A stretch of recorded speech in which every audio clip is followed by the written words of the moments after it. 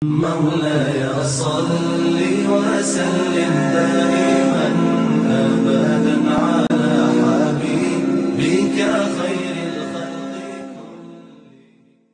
Assalamualaikum warahmatullahi wabarakatuh.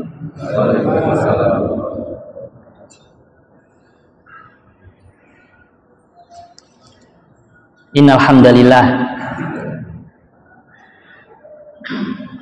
nahmaduhu wa nasta'inuhu wa nastaghfiruh wa na'udzu billahi min syururi anfusina wa sayyiati a'malina. May yahdihillahu fala mudhillalah wa may yudlil fala hadiyalah. Asyhadu an la ilaha illallah wahdahu la syarikalah wa asyhadu anna Muhammadan abduhu wa rasuluh.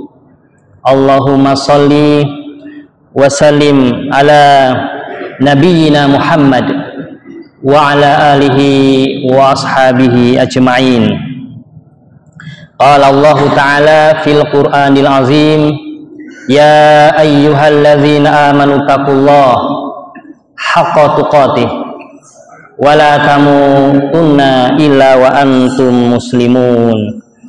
Ya ayyuhan nasu taqu rabbakumul ladzi khalaqakum min nafsin wahidah wa khalaqa minha zawjaha wa bassa minhuma rijalan katsiran wa nisaa wattaqullaha alladzi tasaaluna bihi wal arham innallaha kana 'alaikum raqiba.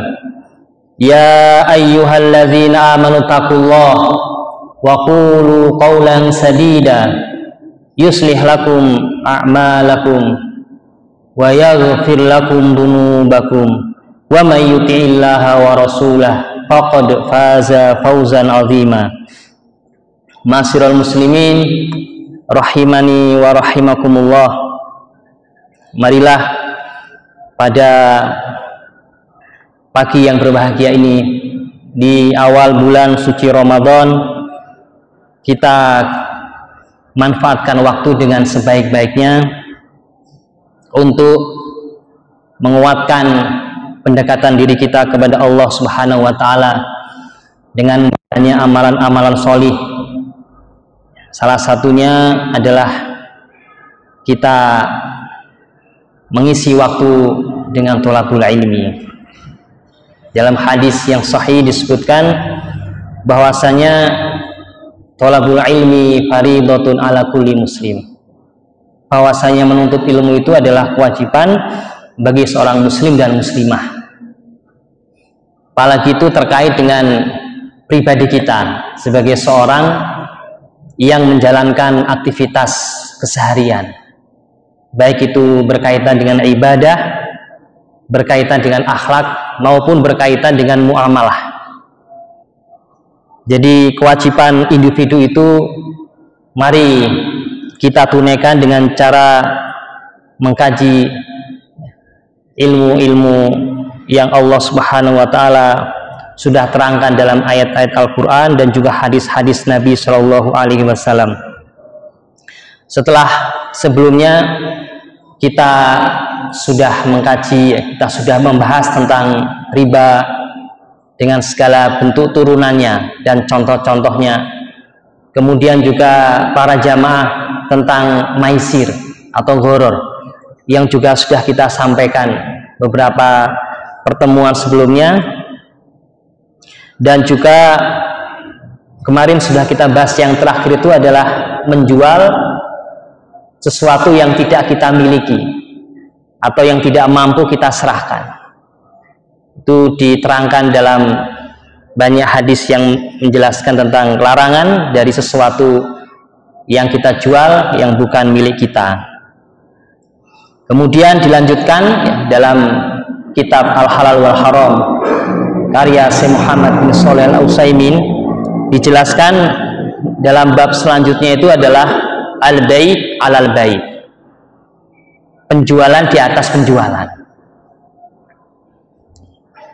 Tapi sebelum kita membahas itu, kita perlu melihat atau kita perlu mengetahui alasan dilarangnya suatu transaksi atau muamalah. Itu yang dikenal oleh para ulama dengan kata ad-doror. Ad-doror itu adalah sesuatu yang bisa merugikan orang lain. Sesuatu yang bisa merugikan orang lain. Itu ad-doror. Disebutkan dalam kaidah yang disebutkan oleh para ulama, la dororo wa la diror. Larangan ya, untuk melakukan sesuatu yang merugikan ya, baik kepada orang lain maupun kepada masyarakat dan juga kepada dirinya sendiri atau dia sebagai pihak yang dirugikan. Istilahnya ad-doror. Praktek ini banyak sekali terjadi ya, baik itu praktek yang terjadi pada saat para sahabat dulu ya, dan juga praktek terjadi saat ini. Praktek-praktek yang bisa merugikan baik orang lain sebagai individu maupun orang lain dalam konteks masyarakat. Jadi selain riba, maisir, ada juga ternyata doror. Pokoknya semua perbuatan yang akan merugikan orang lain, baik itu individu maupun masyarakat, itu namanya ad-doror. Dan contohnya dalam hadis-hadis Nabi itu dijelaskan ya, dalam sebuah hadis yang sahih, Ar-Rasul alaihissalatu wassalam bersabda, al-bai'ani bil khiyar malam yatafarraqo. Jadi dua pihak yang bertransaksi, entah itu ya jual beli ya, kemudian atau sewa menyewa, itu keduanya memiliki hak khiyar, hak untuk melanjutkan atau membatalkan akad. Bisa khiyar itu adalah khiyar yang berkaitan dengan khiyar di suatu tempat ya, majelis, atau khiyar itu khiyar syarat. Boleh ada khiyar namanya khiyar syarat ya, misalnya temponya 2 hari ya. Nanti dalam proses itu pembeli punya hak untuk melanjutkan atau tidak melanjutkan. Kemudian dijelaskan dalam hadis tadi, wa in sadaqa wa bayyana burika lahuma fi bai'ihima. Jika keduanya itu jujur dan menerangkan, maka akan mendapatkan keberkahan dari transaksinya. Tapi sebaliknya, wa in kadzaba wa katama muhiqat barakatan fi bai'ihima. Jika keduanya itu ya dusta dan juga menyembunyikan aib dari barang yang dia jual, maka dicabut keberkahannya. Jadi konteksnya itu seseorang yang berlaku dusta atau berlaku curang dalam transaksi jual belinya. Salah satu contohnya adalah al-ghish, yaitu penipuan. Banyak para jamaah marak sekarang investasi bodong ya istilahnya. Jadi di situ ada penipuan ya kepada saudaranya sebagai sesama muslim. Itu termasuk dalam kategori ya suatu yang doror, dilarang. Karena tadi ada kewajiban ya, bahwasanya kita diwajibkan untuk jujur dan juga transparan. Contoh yang ingin saya jelaskan lagi adalah contoh al-bai' alal-bai'. Ini ada perincian nih para jamaah. Penjualan di atas penjualan. Apa sih maksudnya penjualan di atas penjualan? Termasuk juga di dalamnya karena konteksnya jual beli, maka yang juga dilarang adalah pembelian di atas pembelian. Nah, tadi penjualan di atas penjualan juga termasuk di dalamnya adalah pembelian di atas pembelian. Bagaimana contoh ilustrasinya? Saya ingin terangkan contoh ilustrasinya. Misalnya ada seseorang yang membeli, katakan contohnya Zaid ya. Zaid itu membeli mobil ya, mobil kepada Umar. Katakan nilainya adalah 100 juta. Ya. Kemudian datang penjual yang lain. Ya, datang penjual yang lain yang mengatakan kepada Zaid yang sedang butuh mobil tadi. Misalnya, saya bisa memberikan tawaran yang lebih baik dari yang yang ditawarkan oleh penjual sebelumnya. Saya bisa tawarkan mobil yang sama dengan harga yang lebih murah, ya. Atau saya jual dengan harga yang sama, ya, tapi dengan kualitas yang lebih baik. Itu misalnya dalam tenggang waktu, ya, dalam tenggang waktu masa khiyar, atau ketika masih di majelis akad. Apapun itu contoh jual beli barangnya. Ketika ada penjual kedua tadi menawarkan kepada pembeli, ya, dengan harga yang lebih murah atau dengan kualitas yang sama, ya, kemudian atau dengan kualitas yang lebih baik dengan harga yang sama, maka itu yang dikatakan adalah penjualan di atas penjualan. Dan ini hukumnya haram dan, ya, tidak sah. Akadnya tidak sah, ya, karena ada kaidah yang disebutkan oleh para ulama, larangan terhadap sesuatu, ya, itu berkonsekuensi sesuatu itu menjadi haram dan tidak sah atau batal itu akad. Kemudian ilustrasi pembelian di atas pembelian. Bagaimana ilustrasi pembelian di atas pembelian? Para jamaah misalnya contohnya tadi, Zaid itu menjual, ya, menjual kepada Umar. Nah, tadi Zaid pembeli, sekarang Zaid menjual.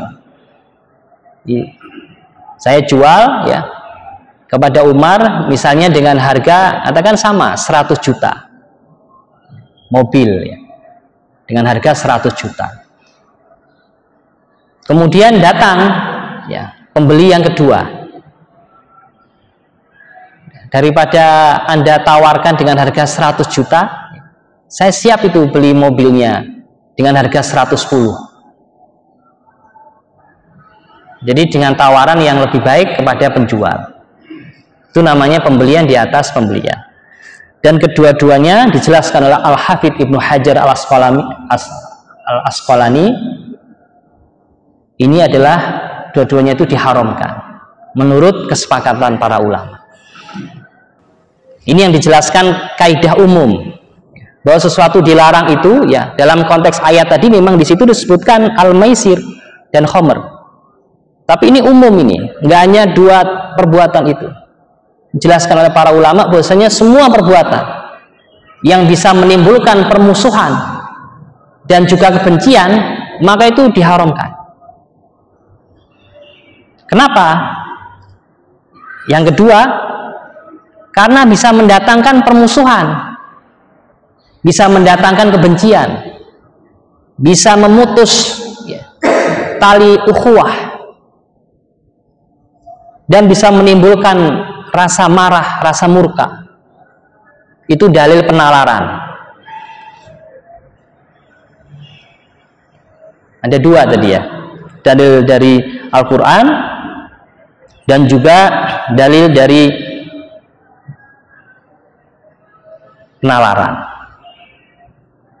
Yang ketiga dalil dari hadis Nabi Shallallahu Alaihi Wasallam,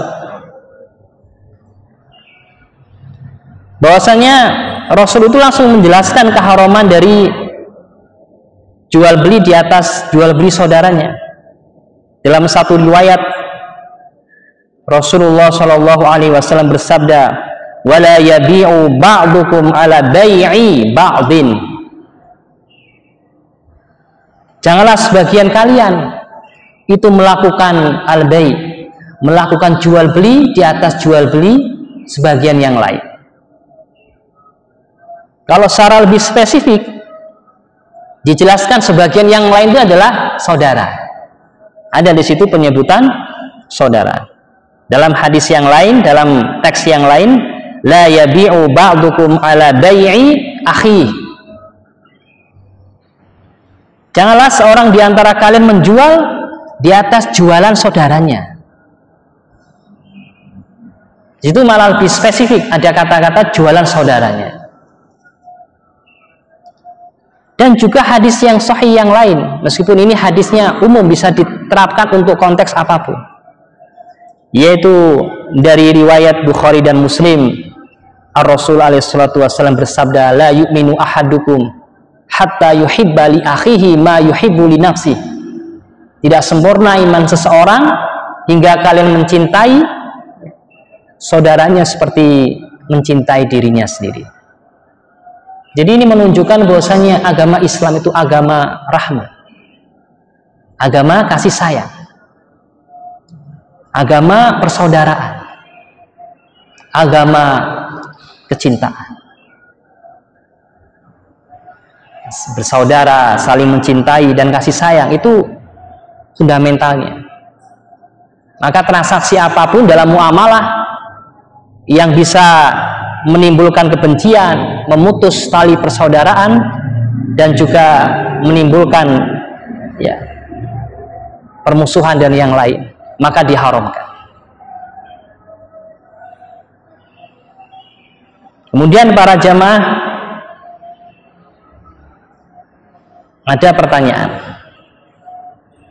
apakah yang dimaksud dalam hadis tadi itu saudara kandung, atau saudara sepersusuan, atau saudara seagama? Ala bai'i akhi, di atas penjualan saudaranya. Maka jawabannya adalah saudara seagama. Jawabannya saudara seagama. Jadi kita diharamkan melakukan penjualan atau pembelian di atas penjualan atau pembelian saudara kita yang lain. Timbul lagi pertanyaan para jamaah, karena konteks hadisnya tadi adalah akhi, saudara, apakah juga berlaku untuk yang bukan saudara seagama kita? Misalnya ada Zaid tadi, ya, itu dia membeli dari penjual. Penjualnya ini ya non muslim misalnya, penjualnya non muslim. Kemudian karena penjual non muslim tadi penjualnya, hadis tadi kan konteksnya saudara, berarti boleh nggak?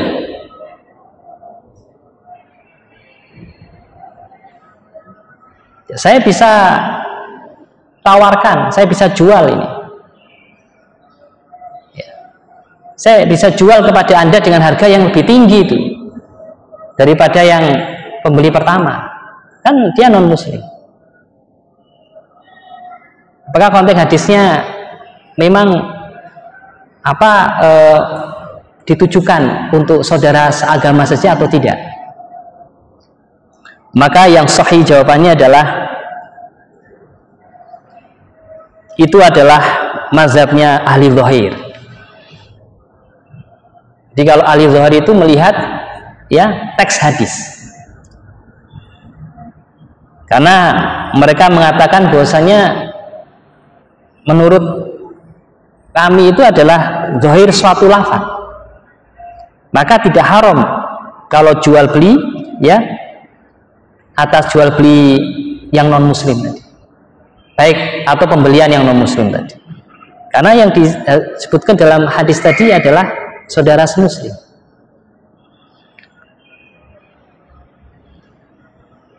Maka yang sahih adalah pendapat yang menjelaskan untuk semuanya. Karena kita tahu para jamaah bahwasanya kafir dhimmi itu kafir yang mendapatkan perlindungan, mendapatkan keamanan di suatu negeri yang mayoritasnya adalah kaum muslimin, dilindungi itu, diberikan perlindungan dan juga keamanan. Maka diharamkan ya kita untuk mengambil hartanya atau darah kehormatan dan hartanya. Ya, diharamkan darah, harta dan kehormatannya. Sehingga tidak boleh, termasuk tidak boleh juga melakukan penjualan atas penjualan atau pembelian di atas pembelian meskipun kepada yang bukan saudara seagama kita. Karena disebutkan dalam hadis yang lain tadi itu keumuman, itu menunjukkan umum. Ya. Dan tujuannya karena menyambung kata saudara sebelumnya. Nah, para jamaah, kalau misalnya saya lanjutkan dari contoh yang tadi, ini memang perinciannya agak banyak terkait dengan masalah al-bai' al-bai'. Apakah itu hanya terjadi pada masa khiyar? Pertanyaannya, khiyar itu dijelaskan oleh para ulama dan salah satunya di matan Nabi Suja itu dijelaskan bahwasanya hak khiyar itu kalau menurut mazhab Syafi'i itu dibatasi maksimal 3 hari. Ya, meskipun pendapat yang paling kuat di antara para ulama itu nggak ada batasan, nggak ada batasan masa khiyar. Maksimal 3 hari nggak ada. Yang penting disepakati, syarat itu boleh. Yang penting disepakati antara pembeli dan penjual.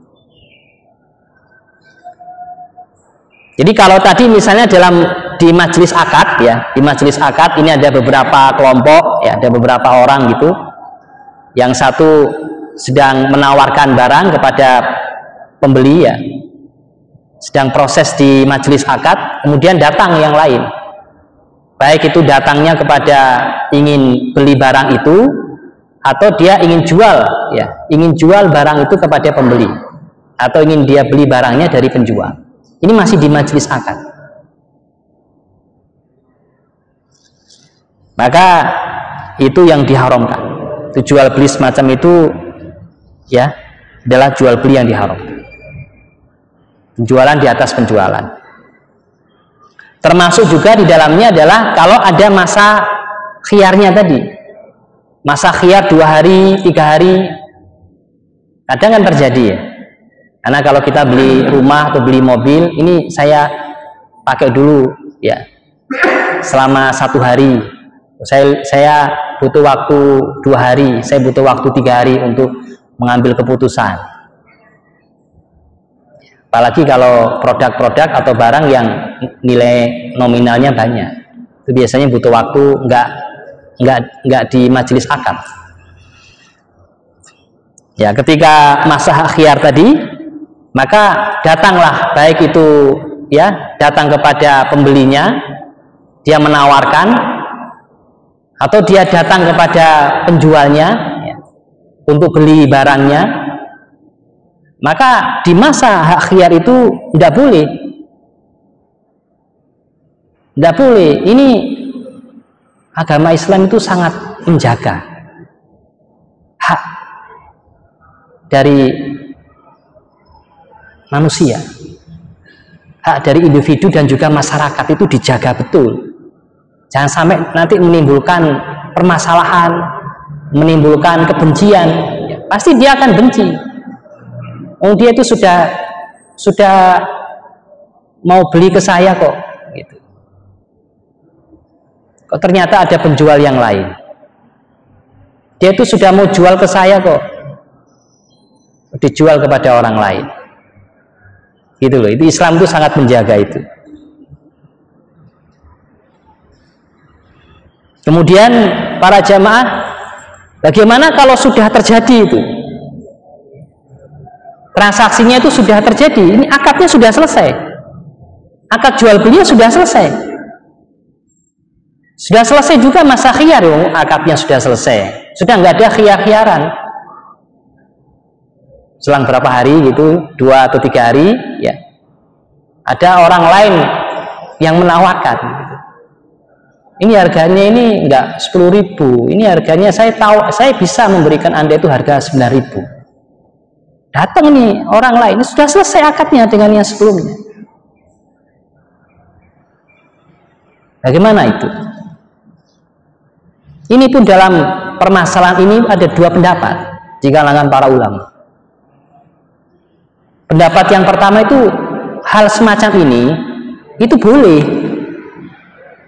tidak apa-apa, karena kecil kemungkinannya akad yang sudah terjadi itu batal. Artinya tidak mungkin batal gitu. Akad yang pertama nggak mungkin batal. Jadi ya tidak apa-apa. Anda terima tawaran atau Anda tanya-tanya ya harga, ya mungkin cross check biasanya itu. Ini yang mengatakan boleh. Kok ilatnya sudah nggak ada. Ilatnya kenapa kok dilarang? Alasannya kenapa kok dilarang penjualan di atas penjualan? Alasannya itu karena nanti bisa membatalkan akad yang seharusnya nanti terjadi. Ya kalau ilatnya sudah nggak ada, ya berarti tidak apa-apa gitu. Itu pendapat yang pertama. Pendapat yang kedua mengatakan bahwa apakah itu selama masa khiyar atau tidak selama masa khiyar, tetap tidak boleh. Nah ini pendapat yang lebih kenceng ini ya. Tidak boleh itu. Sama saja apakah pada masa khiyar atau setelah masa khiyar. Maksudnya dilarang. Sehingga kalau dilarang itu berkonsekuensi tidak boleh, haram. Meskipun masa khiyarnya sudah selesai. Apa dasarnya? Kan mesti kita harus lihat dasarnya. Dasarnya adalah yang tadi dijelaskan. Hadis-hadis yang tadi kita sampaikan itu hadisnya umum, nggak ada batasan pada masa khiyar. Kan nggak ada batasan itu pada masa khiyar. La yabi'u ba'dukum ala bai'i ba'din. Nggak ada batasan. Jadi karena nggak ada batasan ya tetap nggak boleh. Meskipun sekedar pengen tahu. Cocok saya ditipu sama penjual pertama, seringan gitu ya, atau tanya-tanya harga gitu, padahal mungkin tidak ada niat untuk beli, cuman ingin lihat atau ingin ngetes gitu. Ternyata harganya kok jauh sekali beda, itu pasti akan menimbulkan adanya syak ya, adanya penyakit hati, ada sesuatu yang nggak enak lah kita mesti. Paham ya maksudnya ya? Ada sesuatu nggak enak mesti. Oh ini penipu atau apa itu ya. Dalil yang pertama. Dalil yang kedua, kenapa nggak boleh? Karena ada kemungkinan nanti pembeli itu melakukan akad iqalah. Akad iqalah itu akad permintaan membatalkan akad dengan suatu sebab. Contoh akad iqalah itu adalah khiyar aib. Kalau khiyar aib nggak masalah, tapi kalau aibnya itu memang tidak terjadi, hanya dibuat-buat dalam rangka untuk membatalkan akad yang sudah ada, itu kan yang tidak boleh. Ada kan dibuat alasan-alasan itu, ya sekedar alasan, tapi bukan termasuk khiyar aib juga, karena nggak ada cacat, semuanya sudah disampaikan, dibuat-buat itu. Dan kemudian yang ketiga adalah ya, pasti akan menimbulkan penyakit hati tadi. Ada sesuatu di dalam diri entah itu pembelinya tadi ya, dia akan melihat penjual pertama itu tidak jujur ya sama saya, atau menjual dengan harga yang tinggi. Maka yang lebih kuat insyaallah ta'ala adalah pendapat yang kedua. Jadi tetap tidak boleh. Hanya ada tambahan atau perinciannya. Kalau rentang waktunya sudah lama, ya sudah lama itu, misalnya 2 minggu, ya 3 minggu, nah itu masih dibolehkan. Apalagi kalau memang pihak pembeli itu dia punya kebutuhan, dia ingin beli barang, ya karena dia sebagai seorang pedagang ingin beli barang dalam jumlah yang banyak, sehingga nggak cukup dengan penjual yang pertama tadi. Maka ini dibolehkan. Prinsipnya para jamaah, ilat pelarangan dari jual beli di atas jual beli saudaranya atau pembelian di atas pembelian saudaranya, itu ilatnya adalah karena nanti bisa membatalkan dan bisa melakukan akad dengan yang kedua itu. Maka itu diharamkan karena ilat itu, sebabnya itu. Sehingga jika sebabnya itu hilang, jika sebabnya itu hilang atau ilat itu hilang, Artinya bukan untuk membatalkan akad yang sudah terjadi, maka diperbolehkan. Maka diperbolehkan, tidak masalah.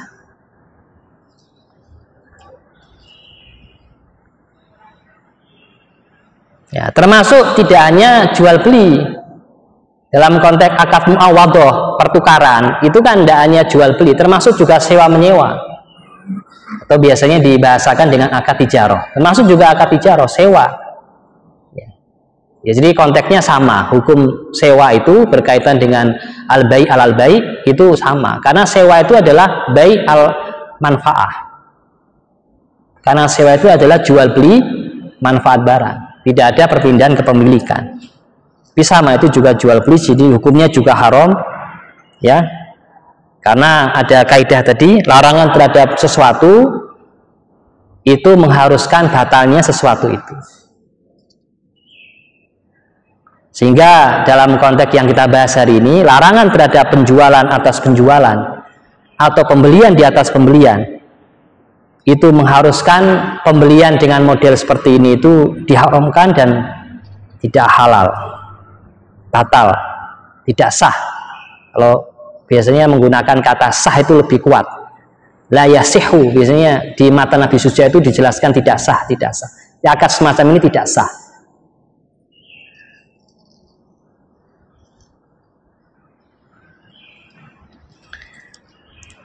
Demikian pembahasan ya berkaitan dengan ad-doror ya, dan contoh dari ad-doror itu ya, adalah penjualan di atas penjualan. Ada lagi contohnya yang sedang marak saat ini, penipuan ya, berkedok investasi. Kemudian juga praktek yang selama ini praktek monopoli yang disebabkan karena ihtikar, menimbun barang. Menimbun barang itu para jamaah, sedikit aja saya sampaikan, itu kalau tujuannya tidak untuk merusak harga ya, dan tidak menyulitkan masyarakat, itu nggak apa-apa.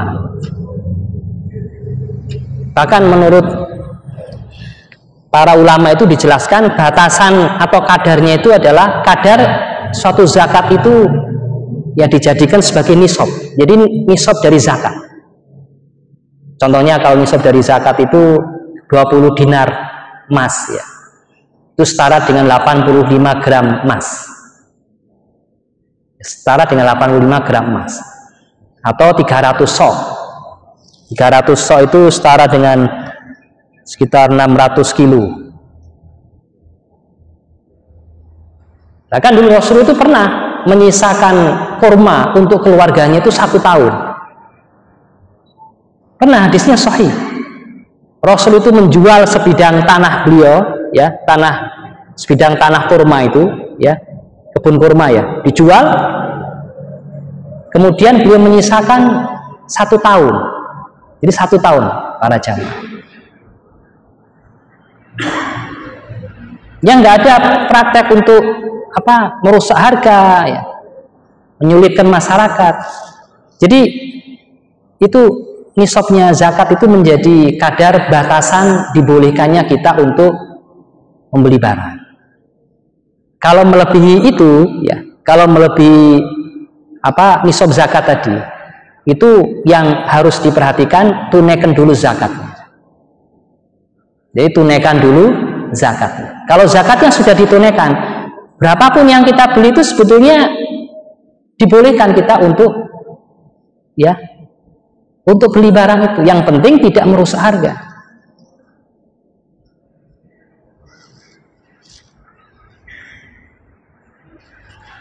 Tidak merusak harga, syaratnya ada 2 syaratnya.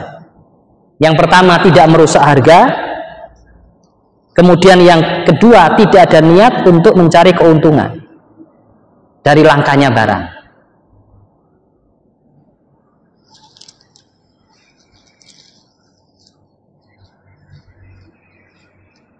Jadi kalau menyisakan atau menahan harta itu boleh, kata di dalam hadis itu disebutkan wa yahbisu li ahli quta sanatihim.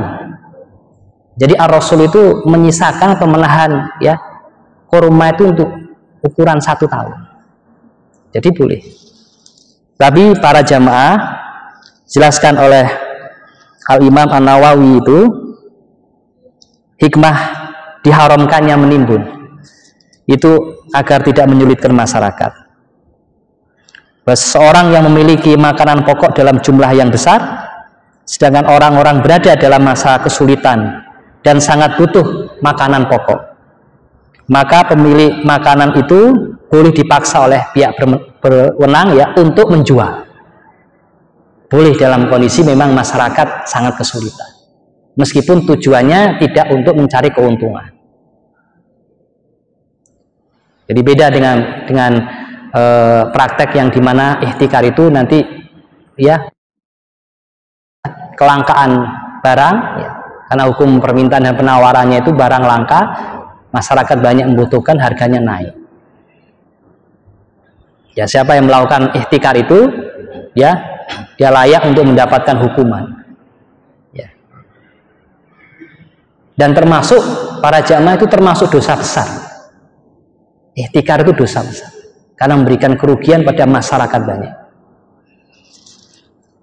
Demikian para jamaah yang bisa saya sampaikan berkaitan dengan ad-doror ya, bagaimana konsep dan juga contohnya ya, praktek-praktek muamalah yang bisa mendatangkan doror atau kerugian pada individu dan juga kerugian pada masyarakat itu diharamkan karena Islam menjaga betul harta kaum muslimin. Demikian para jamaah, mungkin masih ada yang ingin ditanyakan atau didiskusikan. Oke, silakan. Pembahasan berkaitan dengan riba yang ada di bank konvensional itu memang praktek yang hampir seluruhnya ya, jadi menyebar ke tengah negeri kaum muslim, dan pendapatannya ya hampir semuanya dari pendapatan bunga, biasanya ke interest. Dan akad-akad yang digunakan di dalam bank konvensional itu ya akadnya akad qard, ya akad pinjam meminjam. Jadi akad pinjam meminjam itu basicnya adalah seharusnya adalah termasuk dalam kategori akad tabarruk, akad kebaikan. Jadi kalau memberikan pinjaman itu ya kita memang tujuannya untuk kebaikan, tidak untuk mencari keuntungan.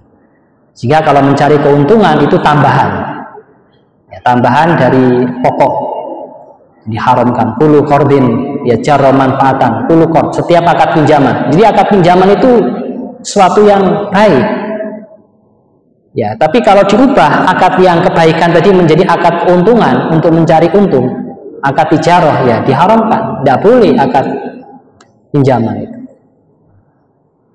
karena di situ ada unsur bunga. Nah, riba itu ya, para jamaah ya, adalah dosa yang sangat besar.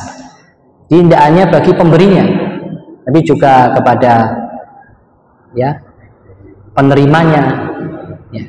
Ya, bukan hanya pada penerimanya, termasuk juga pada pemberinya, termasuk juga saksinya dan juga pencatatnya.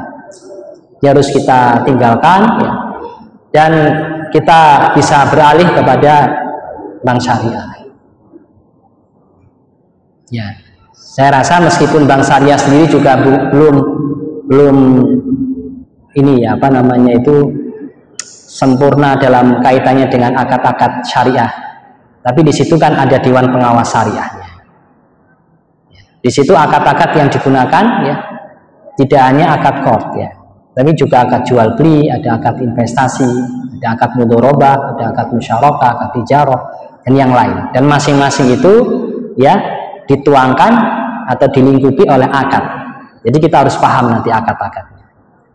Sehingga para jamaah kita ya meskipun harus kita berikan masukan-masukan ya agar implementasi dan operasional bank syariah itu sesuai dengan prinsip-prinsip syariah. Tapi itu adalah kalau adalah kaidah itu ya di antara dua kemudorotan ya pilih kemudorotan yang lebih tinggi. Jadi bank syariah itu ya mari kita misalnya menabung atau ya melakukan akad ya kalau kita membutuhkan ya tentu ke bank syariah. Ya, tapi nanti perlu kita rinci lagi. Kita harus paham ya secara individu. Kita harus paham akad-akad syariah itu seperti apa. Ya, sehingga kita lebih paham ya, dan juga kita tahu nanti, oh ini akad yang ada ini ada unsur yang enggak syar'inya. Dari mana enggak syar'inya kan kita butuh belajar. Demikian Bapak yang bisa saya sampaikan. Oke, monggo Bapak yang di belakang.